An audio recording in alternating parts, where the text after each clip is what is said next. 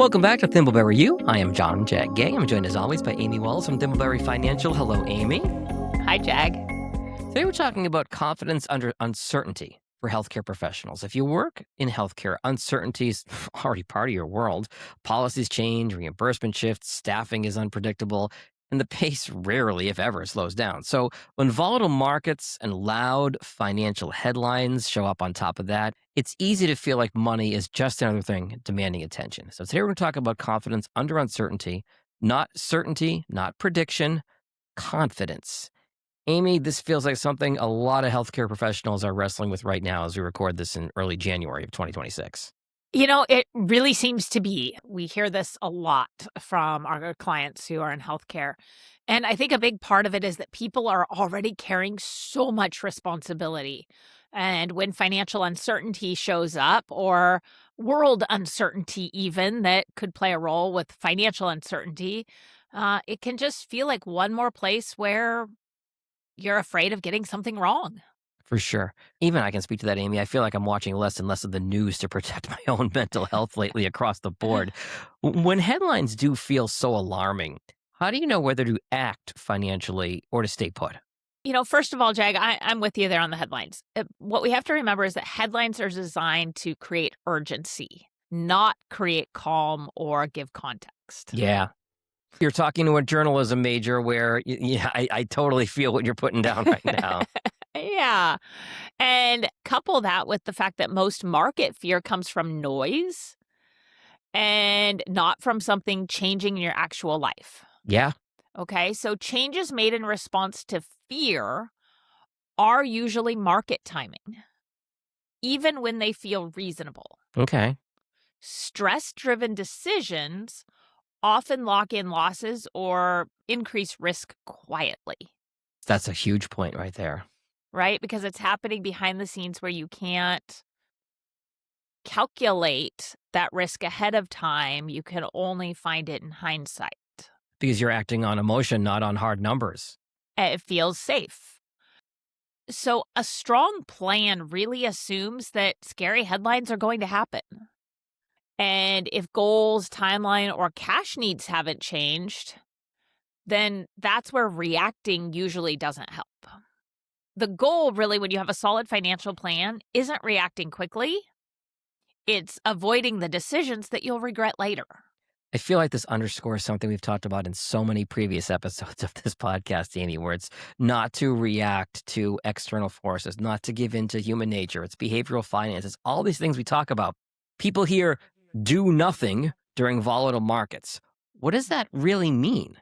Well, first of all, let's talk about what it doesn't mean. Okay. It doesn't mean ignoring money. Mm-hmm. What it does mean is sticking with decisions made when emotions were lower and you are in a better mind space to make good, sound decisions. So responsible inaction, because that's really what we're talking about when we say don't do anything. You're choosing responsible inaction, and doing nothing is a choice. That still includes scheduling plan reviews, rebalancing when it's needed, and confirming your cash reserves are still appropriate. Mm-hmm. So even though you might be in this do nothing phase, there is still structure that's being monitored and managed towards an oversight. It's just not done in a panic. Okay. So really what I'm saying is restraint really is a form of discipline. I really like what you said there a minute ago about doing nothing is a choice. You're choosing to not act irrationally, I guess is the way to put it. Yeah, you're reconnecting with essentially the reasons you made the decisions you did in the first place. Basically, by recognizing those decisions you made originally, you can cement that the current situation isn't the right time to make new changes. Got it. So you kind of touched on this a moment ago, Amy, but let's dig a little bit deeper. How can someone tell if their plan is built for uncertainty, not just those calm seas and calm markets? Yeah. Well, first of all, markets are uncertain by nature, so plans should expect discomfort. And plans are about helping people. So therefore, the people they're helping need to expect some discomfort at times in there too. That said, a resilient plan includes flexibility for job and career changes, a cash buffer to avoid forced decisions and last minute decisions, right? And the ability to adjust without starting completely over. Yeah. Plans that only work in ideal conditions probably aren't serving the person they were created for, because there are no lives really with perfectly ideal conditions. So that plan is going to break. Yeah. And so confidence, I believe, really comes from knowing the plan accounted for real life and what happens in real life. It's got a, Mr. Murphy clause in it. He has a very famous law, right? Yes. So how do these guardrails and the rules-based planning you're talking about, how do they help when emotions are so high? Yeah. Great question, Jag. So what I think you're really talking about here are guardrails. And they're the pre-decisions made in calmer moments. They clarify how risk is going to be managed, when changes are allowed, when they're not. And what that really does is it reduces decision fatigue. I know we've talked about the decision fatigue in so many episodes. And decision fatigue is especially bad during stressful periods. Yeah. And healthcare professionals already rely on protocols every day. So the ones that you're using at work as a healthcare professional, they're not the same ones you'd use in financial services, but it's the same kind of guardrails and protocols that you want to follow when it comes to your money. Think about somebody in, for example, a hospital setting, and there are all these systems in place to make sure someone doesn't, get the wrong medication, or to use an extreme example, the wrong limb isn't amputated. There are all these safeguards and protocols in place, and you're talking about doing something similar for their financial future. Exactly. That's a great analogy. What came to mind for me was Izzy from Grey's Anatomy, back in the early episodes when she cut the LVAT wire. I'll defer to my wife for that analogy. She's watched a lot more Grays than I have. Got it. Okay, what role does cash play in creating confidence, especially in these healthcare careers? I tend to say that's a great question, but it's a very, very good question. And I bring that up because I have found a lot of people in healthcare either embrace cash or reject cash. Okay, like one extreme or the other. Mm-hmm. And the reality is that cash provides flexibility and emotional relief. Mhm. It's there for emergencies and opportunities. It can also be there as you're transitioning into needing to use your investments. So having too little cash creates anxiety. And that's anxiety over where income's going to come from, right? Especially for someone who has retired or is needing that extra cash. But too much cash can slow long-term progress, right? If you're sitting on cash and not getting growth, you're not keeping up with the cost of inflation. So a common baseline on cash is 3 to 6 months of essentials. That said, if you're at a place where you are close to needing to draw out of your accounts,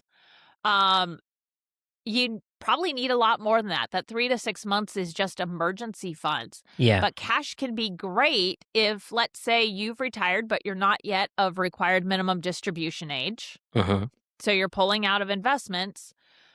You may want to have another year or two of expenses in cash so that if the market does go down significantly, you don't need to continue to sell out of your investments.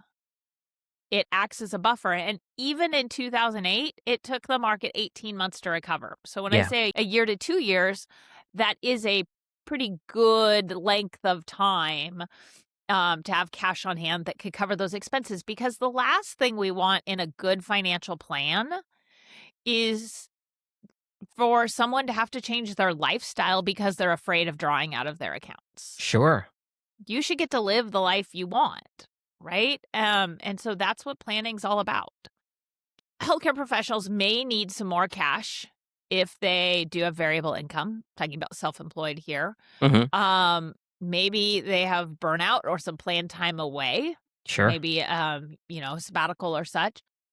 Or we've talked about this recently. Some have had family or caregiving responsibilities that cause them to need to step away from work for a little while. As you've mentioned in previous episodes, Amy, a lot of times the folks in the healthcare industry, saddled isn't quite the right word, but they're chosen to be a caregiver because of their medical background.